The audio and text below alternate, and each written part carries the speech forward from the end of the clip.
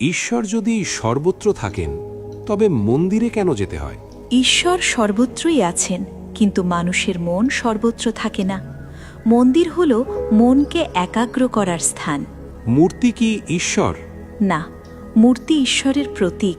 যেমন ছবি মানুষ নয়, কিন্তু মানুষকে মনে করিয়ে দেয়। ঈশ্বর কি রাগ করেন? ঈশ্বর রাগ করেন না। রাগ মানুষের অনুভূতি। ঈশ্বর কর্মফল দেন, রাগ নয়, ন্যায় বিচার। সব ধর্ম যদি সত্য হয় তবে পথ আলাদা কেন? গন্তব্য এক, পথ বহু। মানুষের প্রকৃতি ও সময় অনুযায়ী পথ ভিন্ন হয়। ভক্তি না জ্ঞান, কোনটি বড়? ভক্তি হৃদয়ের পথ, জ্ঞান বুদ্ধির পথ। দুটো মিললেই পূর্ণতা। ঈশ্বর কি দুঃখ দেন? ঈশ্বর দুঃখ দেন না। দুঃখ আসে কর্মফল থেকে, আর ঈশ্বর সেই দুঃখে শক্তি দেন। যদি সব পূর্ব নির্ধারিত হয় তবে চেষ্টা কেন? চেষ্টা না করলে ভাগ্যও বদলায় না। কর্মই ভবিষ্যৎ নির্ধারণ করে। জন্মান্তর যদি সত্য হয় তবে আগের জন্ম মনে নেই কেন? মনে থাকলে বর্তমান জীবন অচল হয়ে যেত। ভুলে যাওয়াই নতুন করে শেখার সুযোগ।